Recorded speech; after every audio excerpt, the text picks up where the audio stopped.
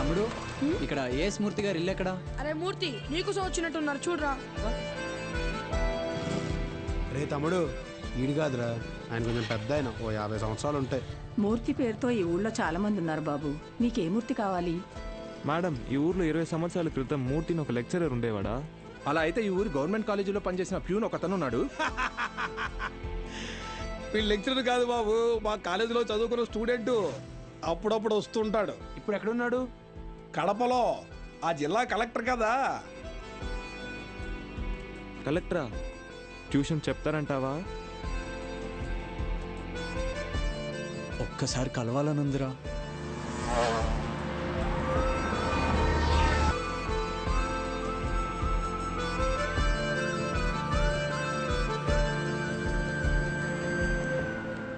Excuse me. చెప్పండి. మేము సిరిపురం నుంచి వచ్చాము, కలెక్టర్ గారిని కలవాలి.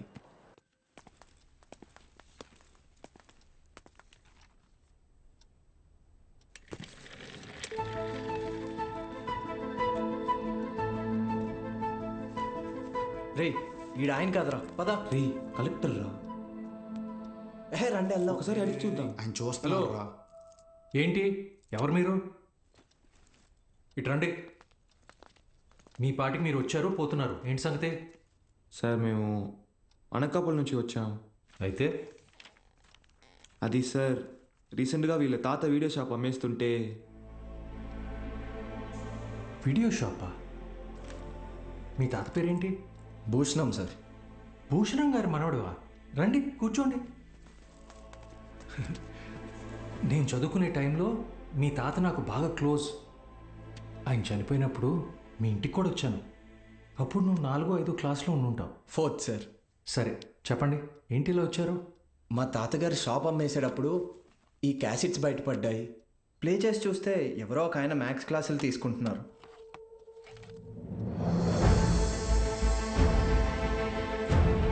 ఈ బాక్స్లో మీ పేరు కూడా రాసింది, అందుకే.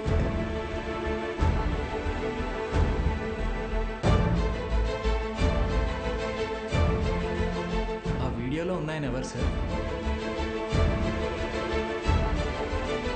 నా గురువు.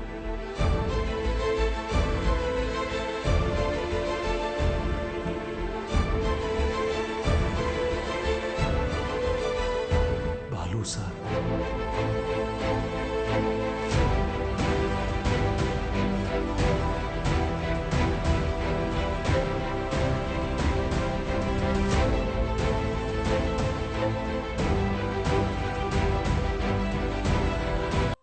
పంతొమ్మిది 1990వ దశకంలో ప్రైవేటైజేషన్ ఆఫ్ ఎకానమీ వల్ల దేశ రాబడి బాగా పెరిగింది. జనాల జీవన పరిమాణం పెరిగింది. చదువు అనేది ఒక నిత్యావసరంగా మారింది. ఇంజనీరింగ్, ఎంబీబీఎస్ లాంటి ప్రొఫెషనల్ కోర్సులకి డిమాండ్ బాగా పెరిగింది. ఈ మార్పుని గుర్తించిన కొంతమంది వ్యాపారస్తులు విద్యని ఒక వ్యాపారం కింద మార్చేశారు.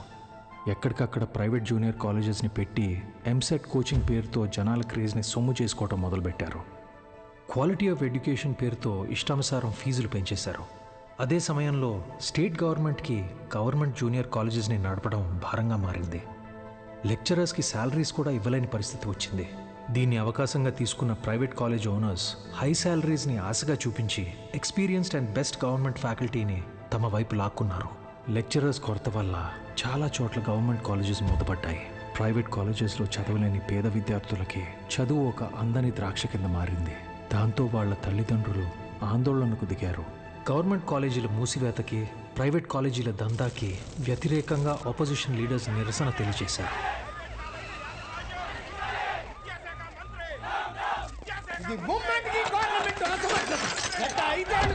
ప్రైవేట్ కాలేజీల దందా విచ్చలవిడి శృంగారంలా నడుస్తోంది. నా చదువు మొత్తం 5,000 ఫినిష్ అయింది. శ్రీనివాస్ త్రిపాఠి, త్రిపాఠి ఎడ్యుకేషనల్ ఇన్స్టిట్యూట్స్ అధినేత, private junior college association president. Government junior కాలేజీలని నడపలేని పరిస్థితిలో ఉన్న ప్రభుత్వం నింద తమ మీద పడకుండా ఉండటానికి ఫీజు రెగ్యులేషన్ బిల్తో ప్రైవేట్ జూనియర్ కాలేజెస్కి చెక్ పెట్టే ఆలోచనలో ఉందని తెలుసుకున్నాడు త్రిపాఠి. దాంతో ఒక మాస్టర్ ప్లాన్తో ముందుకొచ్చాడు. A man with a dangerous vision. ఇతనే ద్రోణాచార్యుడు అయ్యుంటే ఏకలవ్యుడి దగ్గర 1,000 కాదు, ఫీజు కింద 10,000 లాక్కునుండేవాడు. ప్రైవేట్ జూనియర్ కాలేజీలు గవర్నమెంట్తో కలిసి పనిచేసేందుకు ముందుకు రాబోతున్నాయి. మూతపడ్డ గవర్నమెంట్ కాలేజీల్ని ప్రైవేట్ జూనియర్ కాలేజీల అసోసియేషన్ తరపున దత్తత తీసుకోబోతున్నాం. మా దగ్గర ఉన్న బెస్ట్ లెక్చర్స్ని అక్కడ అపాయింట్ చేసి శాలరీస్ కూడా మేమే ఇస్తాం.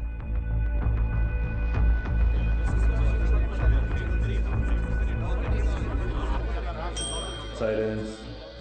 ఎందుకే భయపడతారు? ఏంటి త్రిపాఠి, మీ పాటికి మీరు టీవీ లైవ్ ప్రోగ్రాంలో ఇష్టం వచ్చినట్టు ప్రామిసులు చేశారు. సైలెన్స్. గుడి దగ్గర ముష్టి వాళ్ళకి చిల్లర వేయడానికి నేను ఆలోచిస్తాను. అలాంటిది మనకు నష్టం వచ్చే పని నేనెందుకు చేస్తాను? ఈ దేశంలో చదువు అనేది ఒక నాన్ ప్రాఫిటబుల్ సర్వీస్. ఏవో చిన్న చిన్న లూప్ హోల్స్ వాడుకొని మనం వ్యాపారం చేసుకుంటున్నాం. ఒక్క fees regulation bill can finish all of us. A mister Srinivas, Srinu coaching centre 45,000 fees per annum. సడన్గా 6,000 ఫీజ్ తీసుకోమని నీకు నోటీస్ వస్తే ఓకేనా? ఏంటి సార్, ఐఐటి రమణయ్య గారు, మీ ఇన్స్టిట్యూట్లో 80% ఫీజ్ క్యాష్ రూపంలో తీసుకుంటున్నారు. ఈ వయసులో ఐటీ రేట్ జరిగితే తట్టుకోగలరా? త్రిపాఠి, మన కాలేజీలోని బెస్ట్ లెక్చరర్స్ని గవర్నమెంట్ కాలేజీలకి పంపిస్తే ఇక్కడికి వచ్చి చదువుకునేది ఎవరు? Use your brain Sudhakar. Best lecturers ఎందుకు పంపిస్తాం? మరి మనం పంపించేది 3rd grade junior లెక్చరర్స్ని.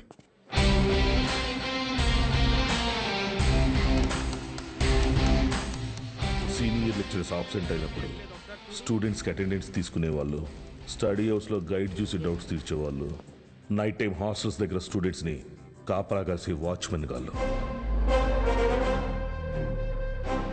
Volleyball bet match sir. ముందు 100 రూపాయలు అన్నారు, ఇప్పుడు 1000 ఇస్తేనే కానీ వెళ్ళను అంటున్నారు సార్.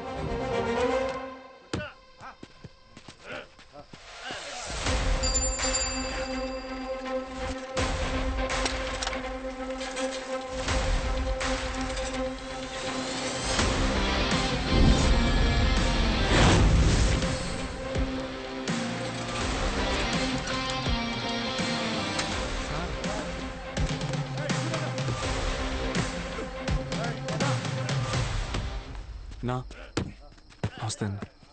ఏంటి? మైసెల్ఫ్ బాలు, బాలగంగాధర్ తిలక్, త్రిపాఠి ఎడ్యుకేషనల్ ఇన్స్టిట్యూట్లో జూనియర్ లెక్చరర్ని, మ్యాథ్స్. వీళ్ళు మా స్టూడెంట్సే అన్న. అయితే పిల్లలు తెలియక పందెం కాశారు, మాఫ్ చేయన్నా ప్లీజ్. డబ్బులు ఇచ్చి తీసుకుపో. 1 మినిట్ అన్న. మీ దగ్గర ఎంత ఉందిరా? అది సార్ మొత్తం 100 రూపీస్ ఉన్నాయి సార్.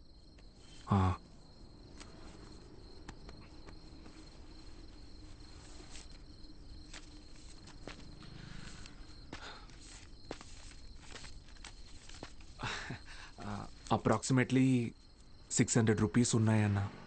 తీసుకొని వదిలేండి అన్న ప్లీజ్ అన్న. నా ముఖం చూసి ప్లీజ్ అన్న. పోరా. థ్యాంక్ యూ అన్న. లవ్ యూ అన్న. గుడ్ నైట్ నా. స్టడీ అవర్స్లో చదువుకోకుండా బెట్ మ్యాచ్లు కావాల్సి వచ్చారా? రండి. రే, ఆటలు అట్టిపండు, ఓవర్ చేయకు. ఆటలు అట్టుపండు కాదు సార్, కొట్టేశారు.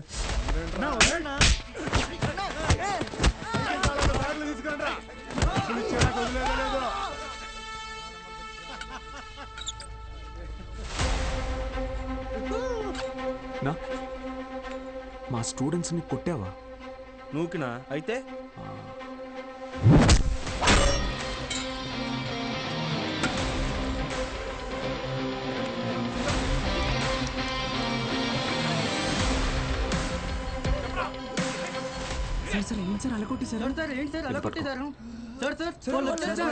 ఇది చాలా జాగ్రత్త.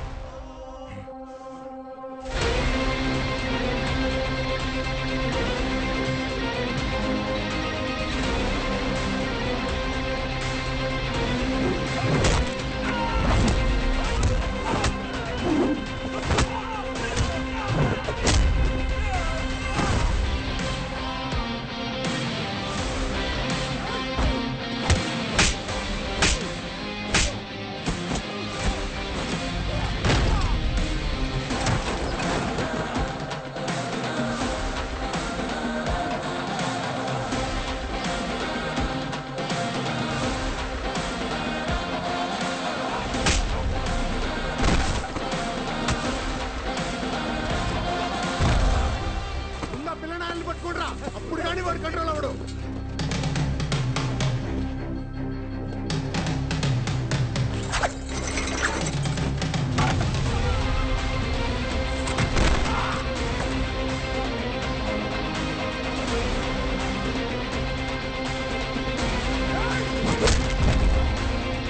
కేశవ సార్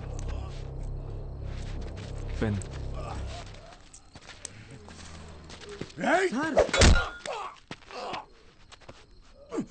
దేవుడు ఉన్నాడన్నా. Good morning everyone. మీ అందరినీ సమావేశపరచడానికి ఒక కారణం ఉంది. త్రిపాఠి ఎడ్యుకేషనల్ ఇన్స్టిట్యూషన్స్ తరపున మన స్టేట్లో ఉన్న కొన్ని గవర్నమెంట్ జూనియర్ కాలేజీలని దత్తత తీసుకున్నాం. అక్కడికి మిమ్మల్ని ఫ్యాకల్టీగా పంపాలనుకుంటున్నాం. అంటే ఇప్పుడు మన జీతం పెంచుతారా? ఇప్పుడు మీకు ఇచ్చే శాలరీ యాజ్ ఇట్ ఈస్గా కంటిన్యూ చేస్తాం. ఒకవేళ మీ పర్ఫార్మెన్స్ బాగుంటే దానికి తగ్గట్టుగా మీకు రివార్డ్ ఇవ్వటం జరుగుతుంది. సార్ రివార్డ్ అంటే ఏమిస్తారు సార్? ఎవరది? Sir sir myself Balagangadhar Tilak అని రివార్డ్ అని చెప్పారు. అది ఎలాంటిదో మాకు కూడా చెప్పారంటే కొంచెం ఎంకరేజింగ్గా ఉంటుంది. ఏం కావాలో నువ్వే చెప్పు.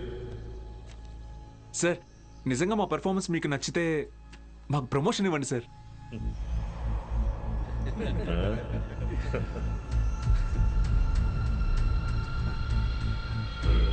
సరే, మీకు పోస్టింగ్ ఇచ్చిన కాలేజీలో మీరు చెప్పే సబ్జెక్టులో ప్రతి ఒక్క స్టూడెంట్ని పాస్ అయ్యేలా చేస్తే మీకు సీనియర్ లెక్చరర్ పోస్ట్ ఇస్తాను. Okay? Okay sir. Super sir. Thank you sir.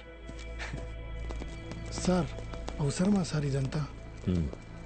పోయిన నెల నా డ్రైవరు జీతం పెంచకపోతే మానేస్తానని ముందుకేశాడు. సరేరా, ఒక నెల రోజుల పాటు కారు ఎక్కడా గుద్దుకుండా నడుపు, జీతం పెంచుతానని చెప్పాను. కిందటి నెల వరకు వాడు ఒక్కసారి కూడా యాక్సిడెంట్ చేయలేదు. కానీ ఈ నెల కారుకు 3 పెట్టాడు డెంట్లో. మనకిచ్చే ఉద్దేశం లేకపోతే వాడికి మొయ్యలేనంత ప్రెజరైనా ఇవ్వాలి, లేదా చేయలేనంత పనైనా అప్పచెప్పాలి. రై, ఏసీ ఆన్ చేసావా? వేసాను సార్. జీతం పెంచమని అడగటం మానేసి ఉద్యోగం తీయకపోతే చాలు అన్నట్టు పడి ఉన్నాడు. వీళ్ళు అంతే పడి ఉంటారు. ఎక్కువ ఆలోచించుకో. Yes sir.